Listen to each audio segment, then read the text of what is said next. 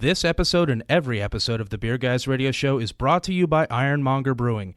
Visit Ironmonger at their tap room in Marietta, Georgia, or online at ironmongerbrewing.com.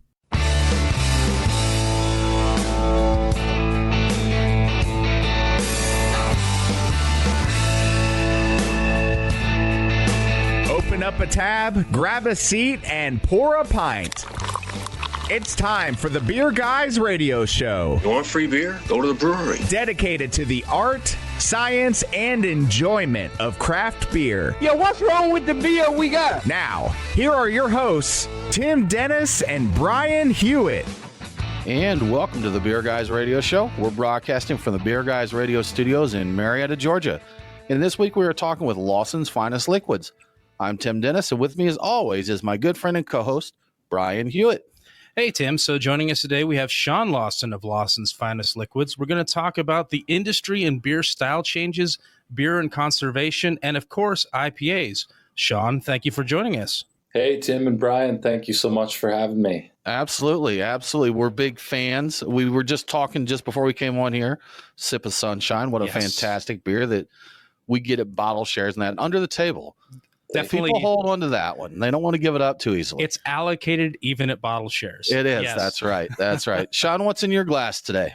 Right now, I'm drinking Scrag Mountain Pilsner. It's a go-to everyday beer for me. 4.8% styled after sort of a classic Czech Pils, but with our own Vermont water here. Scrag Mountain is where the well is located for the water source for our brewery here and the town of Waitsfield in rural Vermont.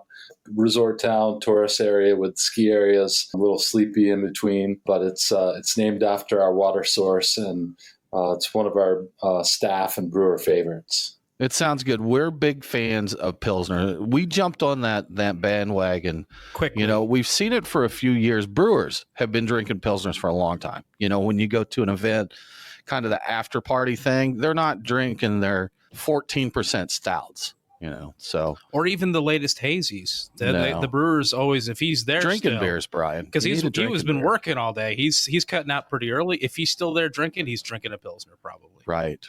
So, Sean, another question for you here, and this ties in. We do a weekly Twitter poll, and we ask people opinions on different things. And this week we were talking kind of a continuation of a discussion from a few weeks ago about brewing with quake yeast. Have you brewed with quake yet?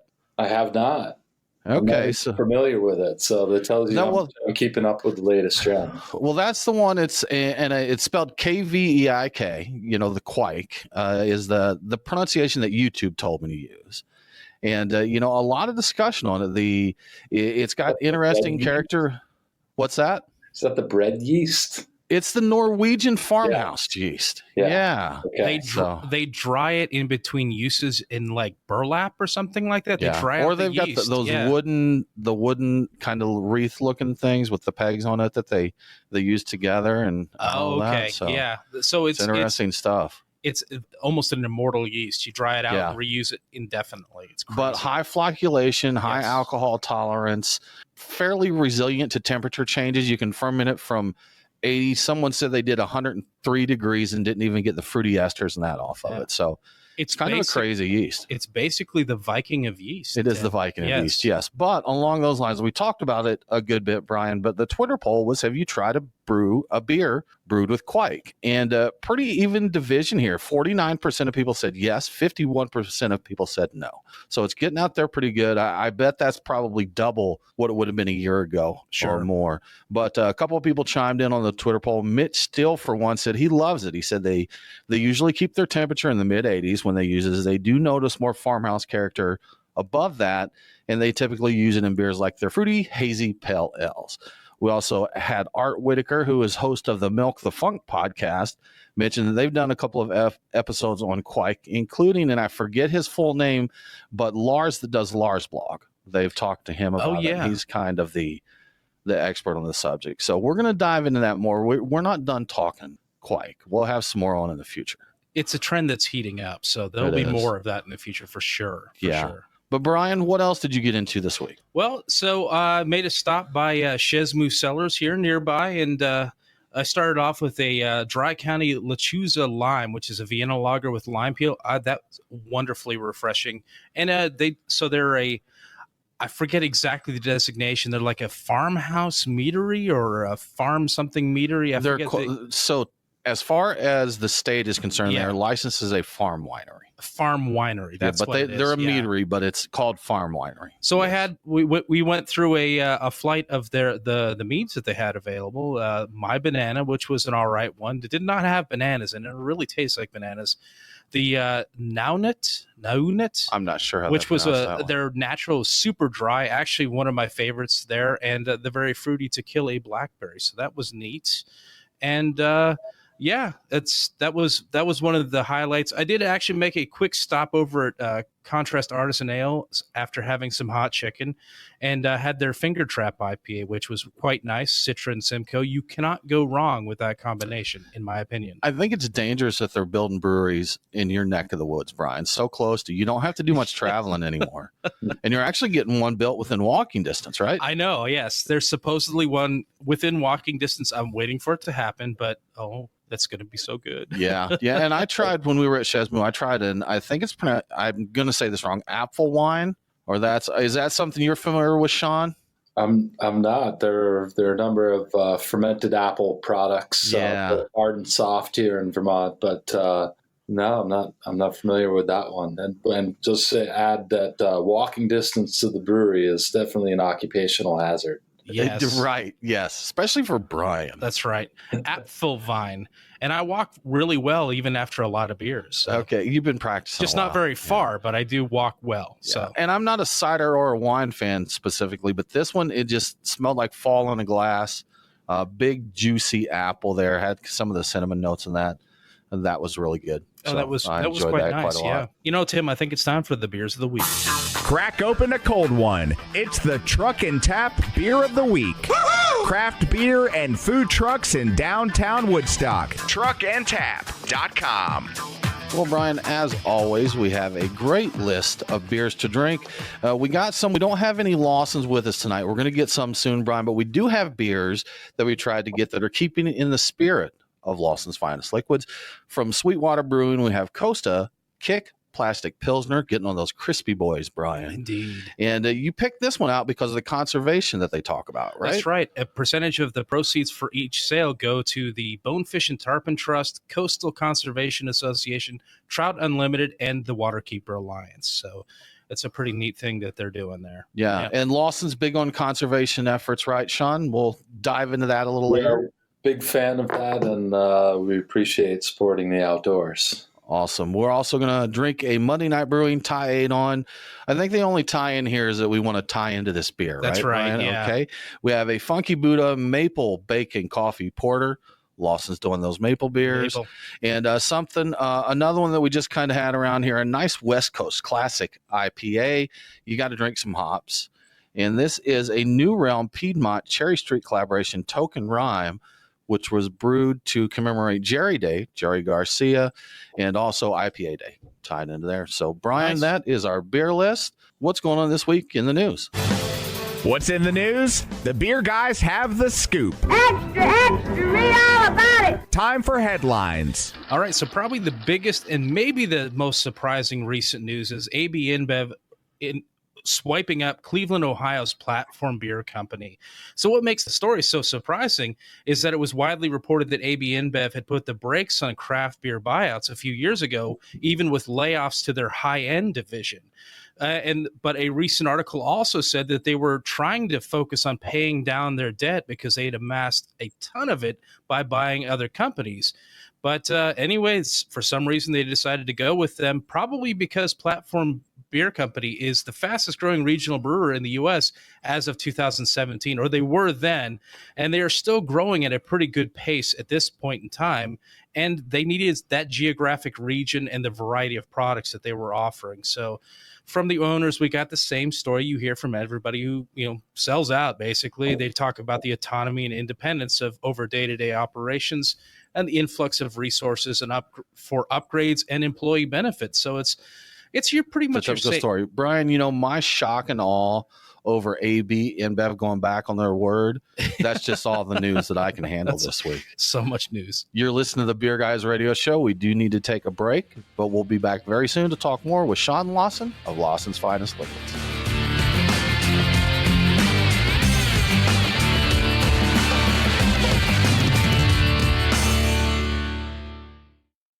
Is your brewery or restaurant flooring all jacked up? Your foundation needs to be protected from heat, chemicals, and other contaminants. At the same time, you want to make sure it's slip resistant and you can clean up your messes with soap and water. You know who to call? ResTech. We've been manufacturing poured-in-place flooring since 2002, and we've got solutions to fit any facility's needs. Go on and visit our website at ResTech.net. That's RES-TEK.net.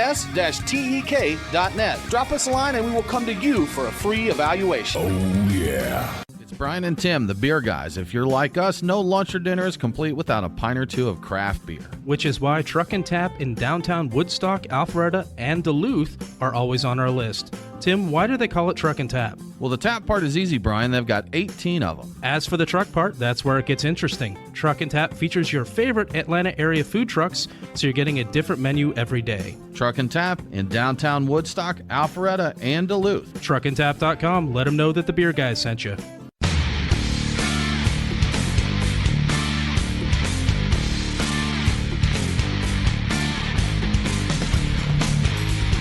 Follow the Beer Guys on Facebook, Twitter, and Instagram. Oh, God, here we go again. Dork alert. Now, back to the Beer Guys Radio Show. Welcome back to the Beer Guys Radio Show. If you miss an episode, don't worry. All episodes are available as a podcast. Subscribe on your favorite podcasting app and never miss a show. Now let's get back to our talk with Lawson's Finest Liquids. Sean, I read an article recently on beer and brewing where you picked out a 6-pack of your favorite beers, and they noted in the article that was kind of a moving target for you, correct? Yeah, I don't pick favorites. That's what I said at the beginning of the interview, is that it's impossible. It depends on the day, the time of day, who I'm with, am I eating food, what's the experience like?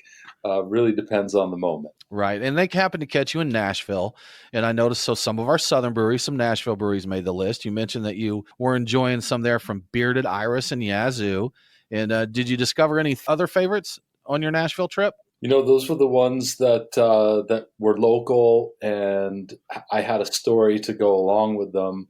With Yazoo, it was some of the ribs we had locally, and then when we went out to dinner at a nice restaurant, we had some of the Bearded Iris when we asked for a local IPA, and they both really went so well with what we were eating and the company that we were with that they really stuck out in my memory. Every beer to me sometimes has a story attached to it. So I told a couple of other stories about experiences that I had over beers, like sharing Cantillon when I took a trip to Belgium with Jean Van Roo at the tasting room. And it was really memorable to me. So that was one of the other 6 beers that made it in there. But those were the 2 that really stuck out on my Nashville trip. So that's a pretty varied list of beers. Do you typically drink from a wide variety of styles, or do you stick to, do you have a go-to style of beer that you drink? I'm into variety. There's always a wide variety of beers in my cooler or in my fridge. Certainly, as a brewer, as a lover of beer, I'm not afraid to say I'm a hophead. IPA is my go-to style, but I do find myself gravitating pretty strongly to the Pilsner and the light lager styles as an everyday drinking beer, just so refreshing, and also a beer that you can have that doesn't really slow you down in the moment. A double IPA for me is really an end of the day, an after work beer, and the Pilsner can be, or a light lager could be, an occasion beer for wherever you're at on the go. And then, I have a soft spot in my heart for rich imperial stouts. It's my favorite dessert. That's sort of my go-to. So I am an equal opportunity beer drinker. We all should be that way. I agree. You recently opened a larger facility. How are things happening in the newer space? That was like November, right, that you opened that new place up? Yeah, we opened right at the end of October last year in 2018.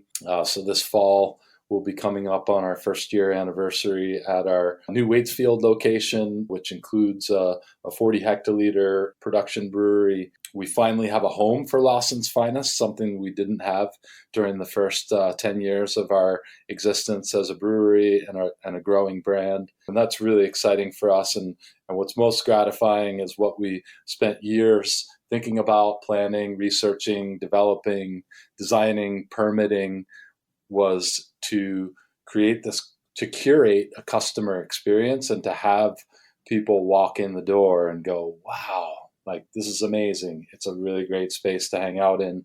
It's a timber frame tap room that we designed to be both family friendly, welcoming and warm, and just the kind of place where you just want to hang out. So people come in here for meetings all the time during the day. Families are not afraid to bring their kids in and hang out. We have a whole kids zone over on one side of the tap room where there are arcade games, board games, some low tables for families to sit at. So it's a really welcoming and fun environment to be in. And also to finally have our own retail store is such a great add where we can display all the beers that we're making. And then as rounding it out, just having the brewery here with new capacity has enabled us to regularly have a number of the specialty beers that were very limited in availability previous to this, and fans had a really hard time getting their hands on. Now, did I see that you also have a new pilot system there? And did I read correctly, this is your first pilot system? It is. I mean, I kind of started on a pilot system back in 2008. I started on a one barrel system. It was a launch into brewing when there were, I think there were even less than 2,000 brewers when I started out. And to think there's 7,000 licensed breweries today is kind of mind-boggling. And I went into the business not quitting my day job as a venture into trying out brewing as a profession to see if the beer would fly, to see if people really wanted to buy it, because they kept telling me they wanted to buy it and you should open a brewery and sell your beer. And I wanted to try that out, and it went really well in the beginning. So that was sort of our first pilot system, expanded to 7 barrels after a few years. And then our trajectory included contract brewing down at Two Roads in Stratford, Connecticut, starting about 5 years ago. So about halfway through our 10-year trajectory. And so the 7-barrel system at that point in Warren was a venue for both experimentation and some of our regular specialties. And since we opened here last fall, we've been using the 7-barrel system for both R&D and special collaborations. But to add a 1-barrel system here in Waitsfield that we did just after this year's Craft Brewers Conference, we purchased an SS Tech system. And that gives the staff over in the brewery a playground to work with, to try anything out. It's total R&D. We really hope it's a source of innovation. So it's been a lot of fun for us to bring that in, and we're really just starting that program. We've only got a few brews under our belt on that system so far. What was the name? I saw it somewhere or heard it somewhere. There's a name that you have for the original 7-barrel system, right? Start calling it the Wizard's Workshop. Wizard's Workshop. That's what it was. Yeah. I joke that they don't let me make the beer down here. I have a role of really managing the company, the staff, the sensory, crafting the recipes that are brewed here in Waitsfield, and ensuring they're both true to brand and meet our quality and sensory expectations, and that our fans would have those expectations as well. But the staff, we hired a very able team, and they're the ones that make the beer here in Waitsfield at our new location. And so up in Warren, that's my playground. That's where I get to go have fun and partner with other brewers and come up with creative experiments. We saw that you have expanded some, with the growth, got into other markets, outside. I think it was either 5 or 8 states you're in now. We're in 9 states now. Okay. All of New England, New York, Eastern PA, and we just launched New Jersey 2 weeks ago at the end of July. Now, with that growth, do you still sell most of your beer directly out of your brewery or through distribution? Well, the selling direct from the brewery is brand new to us. So we've always been a distributing brewery, and that's okay. The brand has been built on distribution. So we have a very strong following throughout the Northeast. Vermont is our biggest market. Massachusetts is not far behind. And New England as a whole is really a kind of our homeland. And we've kind of carved out what is our comfortable home region. We don't have any plans on the horizon to expand beyond the footprint that we've established now with adding New Jersey, which is actually where I was born. I'm a Jersey boy originally, but after being here for 30 plus years, I find Vermont is home now. Yeah, I've been in the Atlanta area 20 years plus now, so Atlanta's home. So I get that. Absolutely. You're listening to the Beer Guys Radio Show. We do need to take another break, but we'll be back very soon to talk more with Sean Lawson of Lawson's Finest Liquids.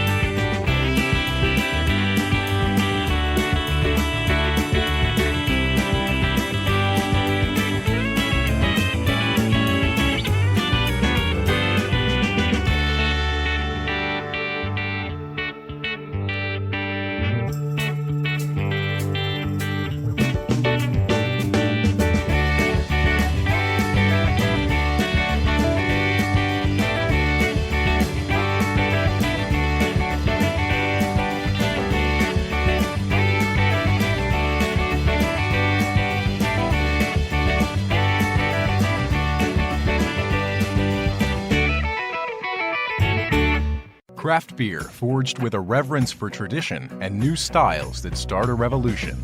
Ironmonger Brewing.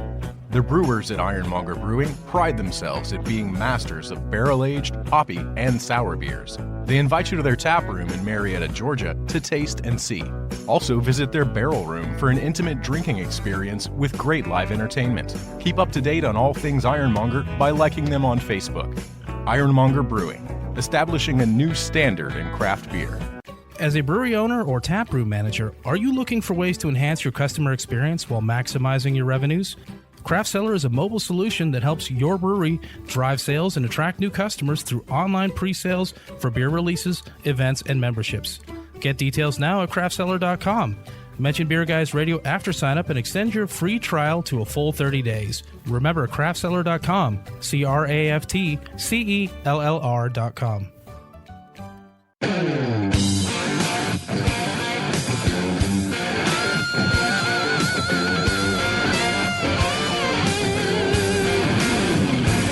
The Beer Guys on Facebook, Twitter, and Instagram. Now, back to the Beer Guys Radio Show. Shake it back! Welcome back to the Beer Guys Radio Show. I want to give a quick shout out to one of our great radio affiliates, WVMT 96.3 FM and 620 AM in Burlington, Vermont. Catch Beer Guys Radio on WVMT every Saturday at 1 p.m. local time.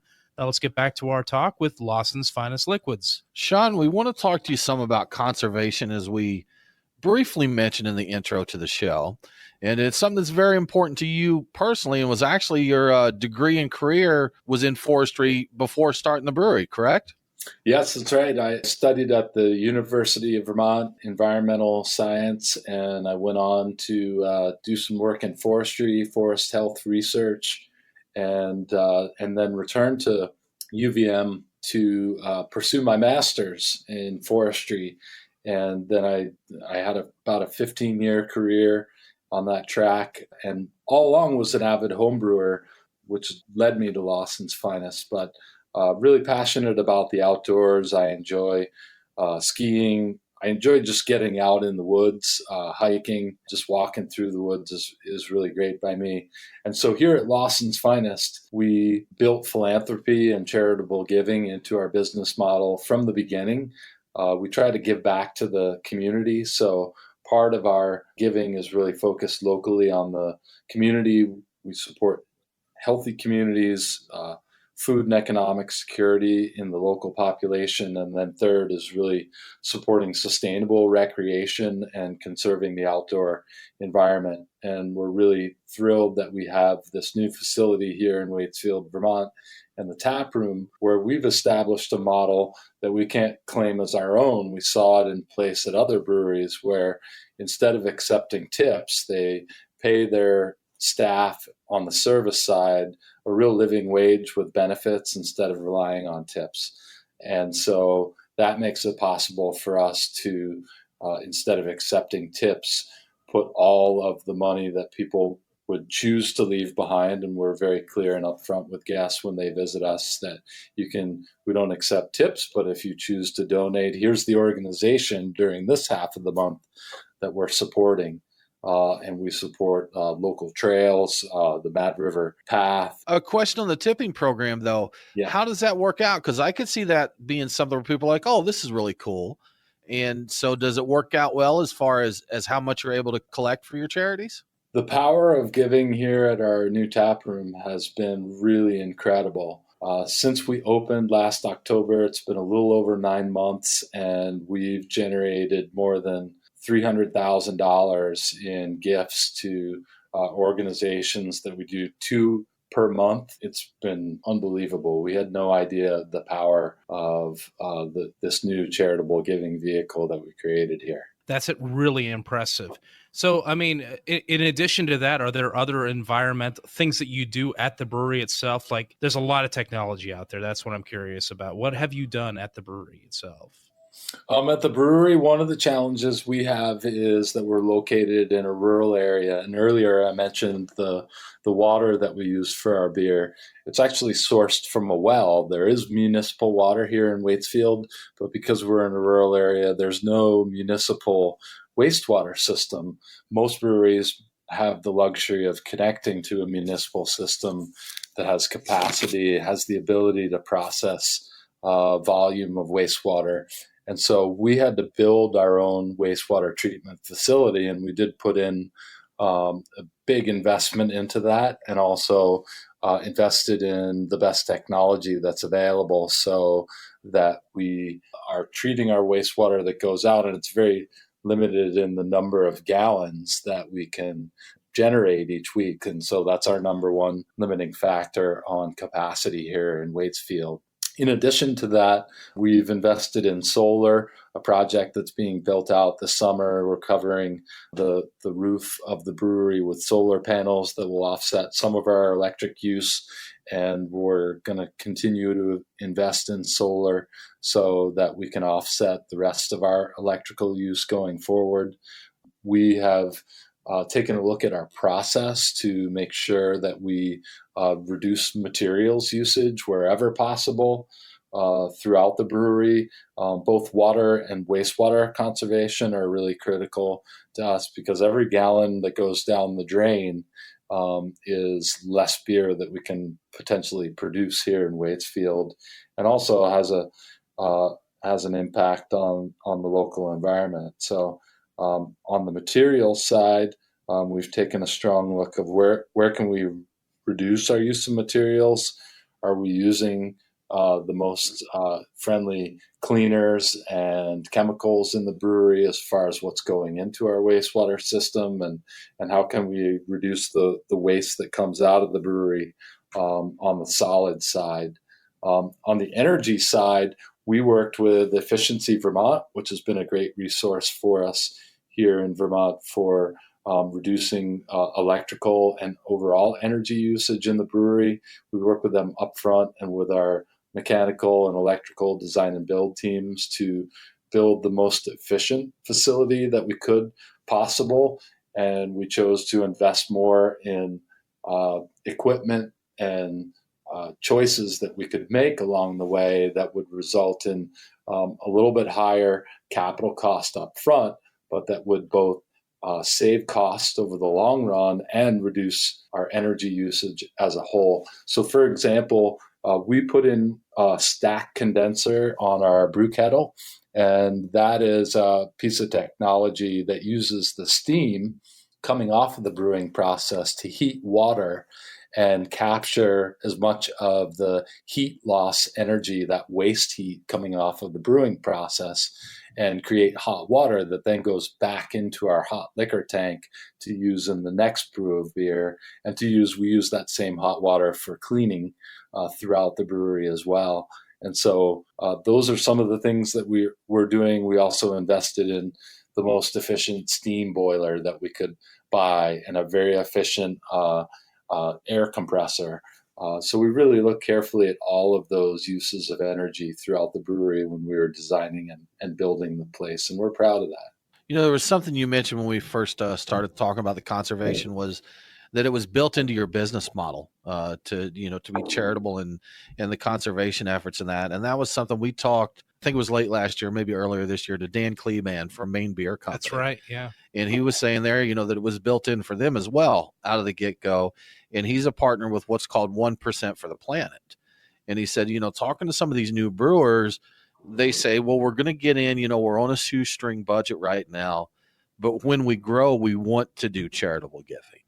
But he said, if you build that in out of the gate, even if you say 1%, it may not seem like a lot, but as your brewery grows, your giving grows there, and it's only 1%. You're not trying to do 10 or 15 or 20. So it's something that's very tangible, even as a brand new brewery, to be involved, philanthropic there.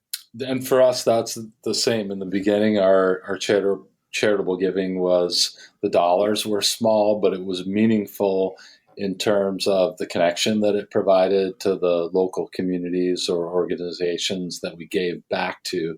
And it shows that we really care about the people around us and the natural environment too. Indeed. I was curious, when you said solar panels, how far away are you from being completely 100% solar power? The roof of the brewery is not a huge surface area, so it can't nearly cover all of the electrical usage in the brewery. It'll offset a fraction of the power in the brewery. But what's nice is there are a number of solar projects that are being built around us in the central Vermont area that we are looking at buying into. And so we'll be able to buy some of the capacity that they have in those projects that will essentially offset our electrical usage in the brewery and really the whole facility. So we look at it as a whole package. What's our electrical use at the tap room, the brewery, the wastewater system, the lighting on the property, the whole electric bill. It's good stuff. You're listening to the Beer Guys Radio Show. We do need to take another break, but we'll be back very soon to talk more with Sean Lawson.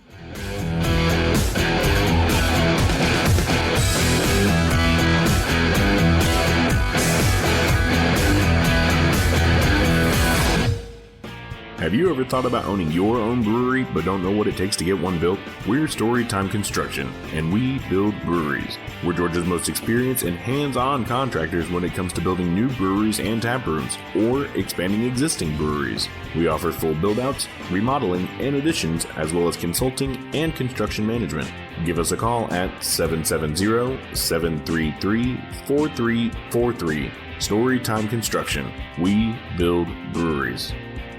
Is your brewery or restaurant flooring all jacked up? Your foundation needs to be protected from heat, chemicals, and other contaminants. At the same time, you want to make sure it's slip resistant and you can clean up your messes with soap and water. You know who to call? ResTech. We've been manufacturing poured-in-place flooring since 2002, and we've got solutions to fit any facility's needs. Go on and visit our website at ResTech.net. That's RES-TEK.net.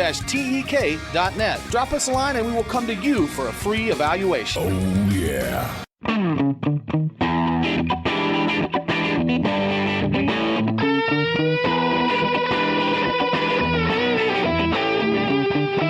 Follow the Beer Guys on Facebook, Twitter, and Instagram. I believe you have my stapler. Now, back to the Beer Guys Radio Show. Welcome back to the Beer Guys Radio Show. If you enjoy the show, please consider supporting us on Patreon. Just go to patreon.com/beerguys. Patrons can get some cool perks like Beer Guys swag, commercial-free episodes, and even bonus episodes you can't get anywhere else. We did a From the Cellar recently. We have a From the Cellar that just came out this week. If you're a Patreon supporter, We drank a 2010 Founder's Nemesis, and we told an interesting story of deception and theft. That's right. Brian. It's very So much that's so much intrigue in that From the Cellar episode. But now, more from Lawson's Finest Liquids. Sean, when we were on the break there, you mentioned doing some self-distribution, and also that your distribution company has an interesting name, and you said that you have an interesting story to share on that. So could you share that with us? Well, when I started out as a one-barrel brewery, the best way to market for me was to self-distribute our beer. Here in Vermont, we have the 3-tier system like many states. And so the only way to do that was to form my own distribution company. At the time, I was working up at Mad River Glen, the local ski area. And when we were having staff meetings every Friday morning, first thing, that was a popular time, of course, for loading up on deliveries for the weekend. And the wholesalers would come through, the guys would be delivering beer, and Ernie, the accountant, would be sitting there at the table. And, multiple distributors would come through, and every single one of them, they would say, "Oh, Ernie, the beer guy's here. We need a check," because Vermont is pay on delivery or COD, nothing on credit. And so that gave me the idea that my beer distributor should be called the beer guy, because that's what everybody calls the beer delivery guy, is the beer guy. Fantastic. Yeah. Yes. And so I own the Beer Guy LLC along with my wife, and that's our wholesale distribution company here in Vermont that serves most of, but not quite all, the state.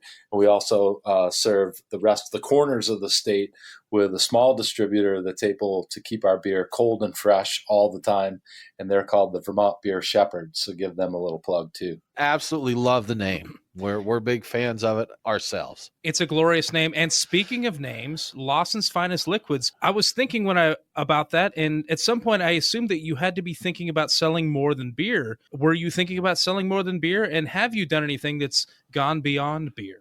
When I built the original brewery up in Warren with my friends and a lot of sweat equity, if you look online and see some pictures of it, it's fashioned after a small sugar house, which is what you call the buildings up here in Vermont where folks make maple syrup in the spring, the late winter and early spring, when we tap maple trees, gather the sap, boil it down into maple syrup.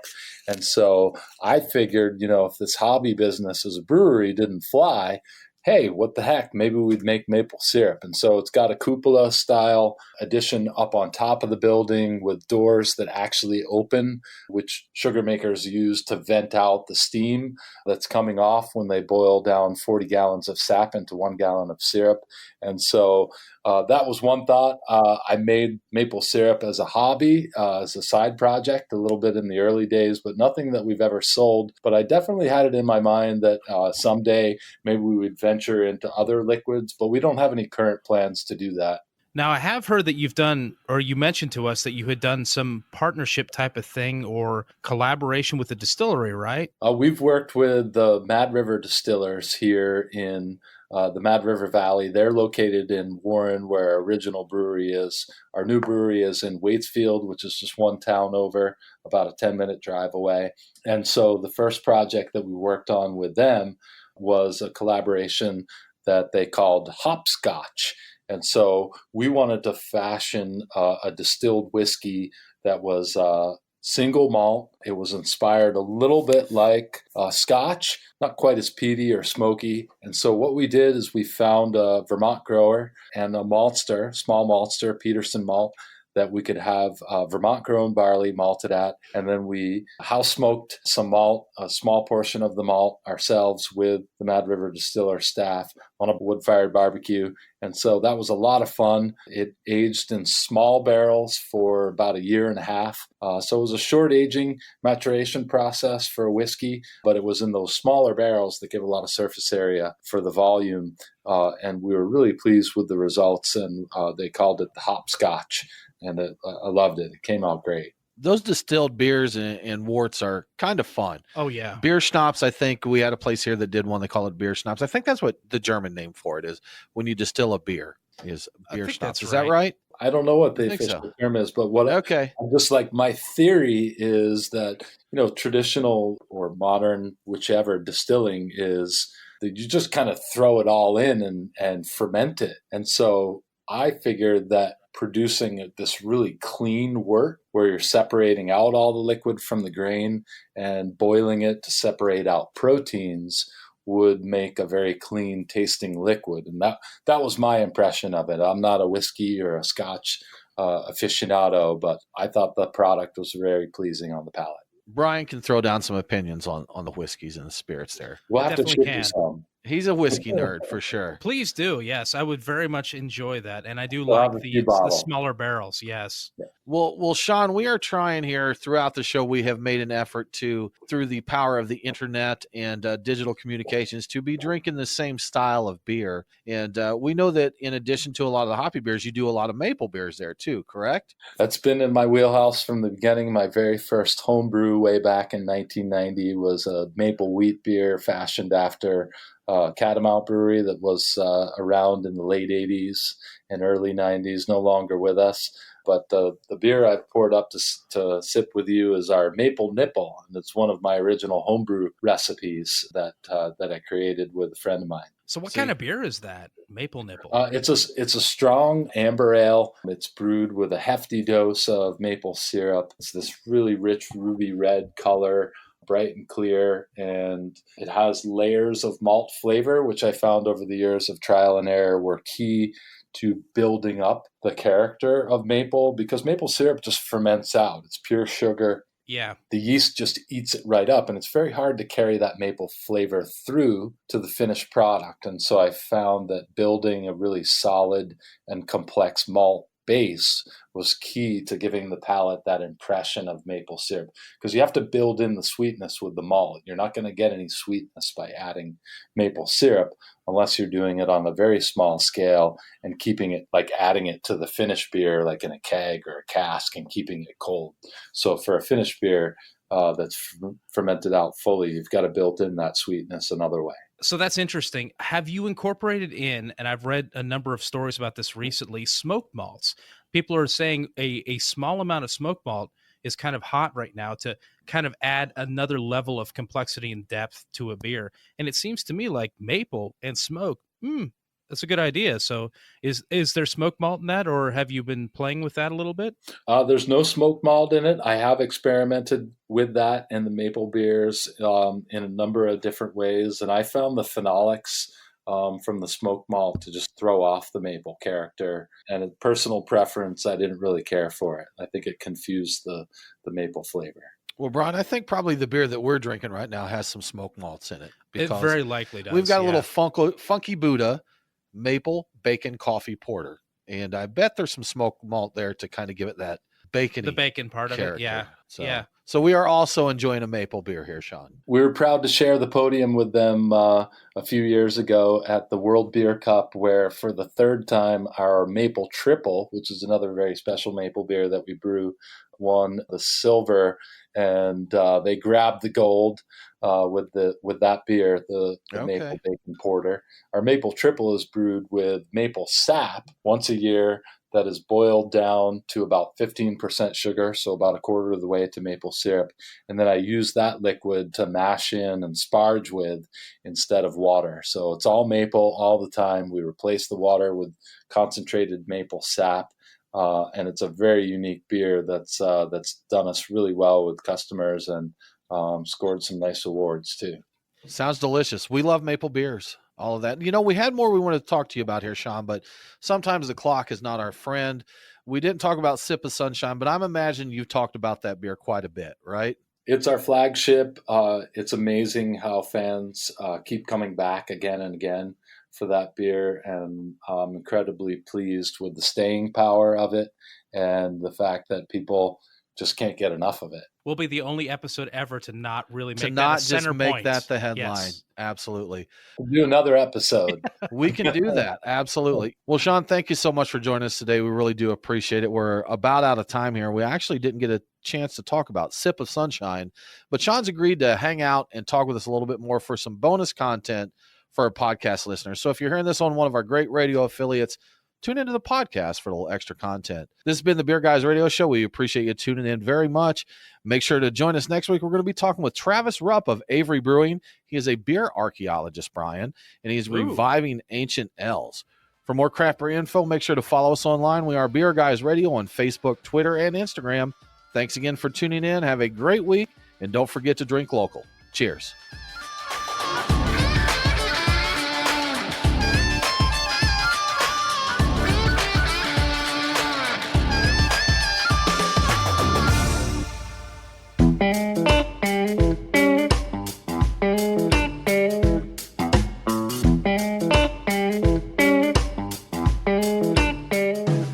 Back to the Beer Guys Radio Show. This is a special 5th segment of the show. We haven't done a 5th segment in a while, Brian.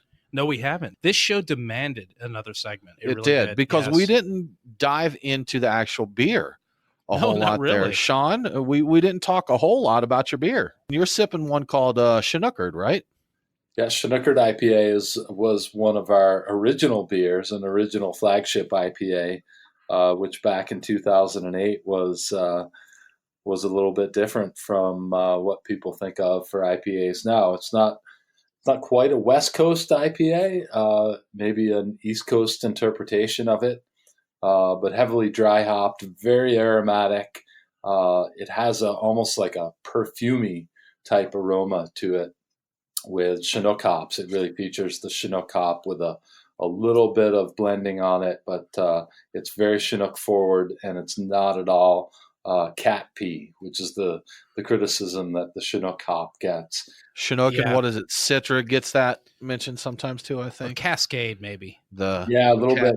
Those old C hops, the old school C hops. But to me, it really presents this perfumey sense of pine and a blend of ripe citrus and a little bit of dankness, like some really good strong wheat.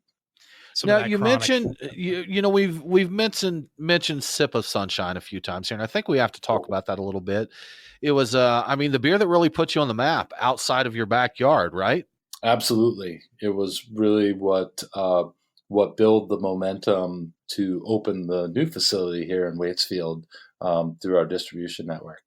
Is that one, would you say that beer still has the same popularity it did, a few years ago out there? Still a huge demand for the Sunshine?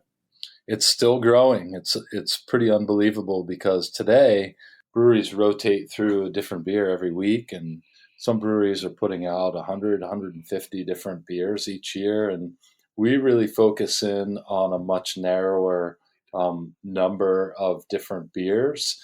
And the Sip of Sunshine is by far and away the number one flagship for our brewery. And it was really built on the success of the Double Sunshine, which was our first home run beer. That was the beer that people started lining up for at the Warren store years ago before we expanded our production, that they'd come every Thursday morning. They'd get their breakfast sandwich. The Double Sunshine didn't come out every week, but when it did, people knew it was coming, and they would drive from hours away to line up and buy it on Thursday mornings. And it was a phenomenon. It was pretty interesting to watch. And so as we grew, I decided, how can we take this to the next step without taking on this huge capital expansion or hiring dozens of employees? And that's when I made the decision to start working with Two Roads down in Stratford, Connecticut, which is where we've always brewed the Sip of Sunshine. That was a beer that was crafted and designed and birthed at their facility. And so it took what was a home run beer and turned it into a grand slam. That's crazy. You know what? I read about that, and I meant to ask this earlier. You have an alternating proprietorship, I think, is what the term is with Two Roads Brewing. What is that? How does that work? It's more of a legal definition of how we're set up to brew there. And so, in other words, we are the licensed brewery when we're producing Sip of Sunshine at Two Roads in Connecticut. So contract brewing is where you pay another facility to produce your beer. They're responsible for everything up to the point of delivering a finished product in the package at the dock. And legally, that's where the transfer of title occurs, is at the dock. When it leaves their facility, you're purchasing the beer. As an alternating proprietor, we actually have a licensed brewing location there at their brewery in Stratford, Connecticut. And we own the ingredients, the process, and the beer when it's in the tanks and is moving through the process all the way to us. So it's a little bit different on paper. In practice, it works very similarly, but one of the things that Two Roads was willing to do up front was to work with our ingredients, to work with my process, my house yeast, and for me to have complete say over how the beer was produced. And that was unique for contract breweries that were willing to do that. And that's how I was able to create a beer that resonated with people who were already fans of Lawson's Finest. And it didn't hurt that their water profile was remarkably similar to our water up in Warren, Vermont, where it's just on a small well at our house. So that was sort of an uncanny coincidence that we locked into. See, that sounds like a good way to go about it. You know, I've talked to a lot of breweries that have done contract brewing, because for a lot of small brewers, it is a good way to get out in the market, start to get your brand recognized in that. But a few of the catches there are, it's hard sometimes if there is an issue for that to get back to the contract brewer and get that corrected. The chain is a lot longer when you're contract brewing. And I've also seen, you know, when you go, I've seen a lot of times where a brewery builds out their brewery and they stop contracting, and they still have those startup pains, I guess, of learning their system and getting it done. So if the brew was totally dialed in at the contract brewer and they change and start brewing it themselves, it's not the same beer anymore. Yeah. So, you know, when you're actually taking more control yourself, it may give a little bit of a hit into public opinion of the beer that you're putting out there. Yeah, I was very wary of that, because at the front end of going into working with Two Roads was our brand name was becoming very successful. There was a lot more value to the name Lawson's Finest than there was purely in volume or sales that we were doing. And so I really didn't want to ruin that or jeopardize what we were doing. And so I said to the team at Two Roads at the front end, look, we're going to try this out. We're going to brew a couple of test batches here, but it needs to meet the expectations that I have for the beer, and really what our fans will have for the beer, because fan expectations are huge right now. And if it doesn't meet that expectation, we're not going forward with this plan to brew beer here at Two Roads, because we don't have to grow as an end. We are trying to say yes to more people to get our great beer into the hands of more people, but it has to match the quality and the flavor profile that has built our success to date. So that was also something I think that was testament to their business practice and to their willingness to focus on quality first over quantity. And that you see a lot of breweries that when the hype's there and they can just crank the beers out and try and chase it, they go for it. You know, it definitely is a quantity over quality, the way they push out. And it's good to see a brewery kind of taking a slow and steady to it. That's the way I've always approached it, is a very slow and methodical approach to how we do business and where we're going to go with our business. Well, Sean, I wanted to ask you about one. I bet this is one Brian wants to hear about too. Brian has experimented with spruce tip beers and using those. He likes those flavors. And you do one called Bit of Balsam. And can you tell us about that beer? That was a beer just came out with for a second time. I brewed it 2 years ago. And originally I had done some spruce tip beers. And I have to tip my hat to the Vermont Pub and Brewery up in Burlington, Vermont. Because that was one of the first spruce tip beers that I tried. And Greg Noonan, God bless his soul, he's one of the pioneers of brewing here in Vermont, helped make a lot of changes in Vermont, and opened the very first brew pub, changed the laws here in Vermont, just like Sam Calagione did down in Delaware, to allow brew pubs. And so a couple of the beers that they brewed at Vermont Pub and Brewery were a maple ale that helped inspire some of my maple beers, and a spruce tip ale. And Greg was a big fan of picking spruce tips in the spring when they were the very new growth, that super green, bright, limey color, very light green. And he claimed that the flavor that he got out of those spruce tips was like Skittles. It was this juicy fruit kind of character to it. And so his spruce tip beers inspired me to make some spruce tip beer. Got to tip the hat to Alaska Brewing because they've been doing spruce tip beer for a long time as well. And I just picked the first year growth, so the new growth. And I've done both new spring growth and older first year growth, so just this year's growth, but later in the fall for holiday beer with our red spruce bitter that is very lightly touched with spruce tips, and it's an English sort of ESB style that we do around the holidays. But this latest one is a collaboration with the Vermont Center for Eco Studies, and it benefits their citizen science projects for wildlife conservation and really focused in on helping to gather information and protect habitat and the wild birds that inhabit the very highest elevations here in Vermont. The Bicknell's thrush is one of the focal species, and I've been working with them as a volunteer for better than 15 years now to participate in their mountain bird watch program, where folks all over the Northeast go up to mountaintops during the month of June and monitor. They do point counts of birds and bird species with a focus on 12 different species that are important indicators. And so the Bicknell's thrush is one that's a threatened species up there. And their habitat really relies on thick stands of balsam fir. So we hatched this idea a couple of years ago of how about we take the spruce tip beer idea and change it up, put some balsam fir tips in there and brew up an IPA that way. And we donate all of the net proceeds, all the profits of that beer to the Vermont Center for Eco Studies. And they're a great organization. And I'm really thrilled that we can support their work through our brewing process. And we just held an event here about a week and a half ago to celebrate the release of this year's edition of the Bit O Balsam IPA. Very well received. And it just it complements the hops really nicely, in my opinion.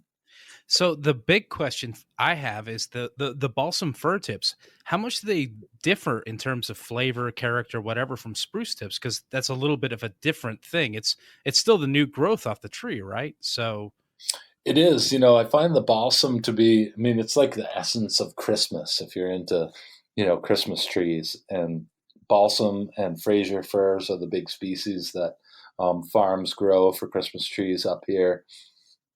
It's just this very sort of holiday, earthy, woodsy character to it.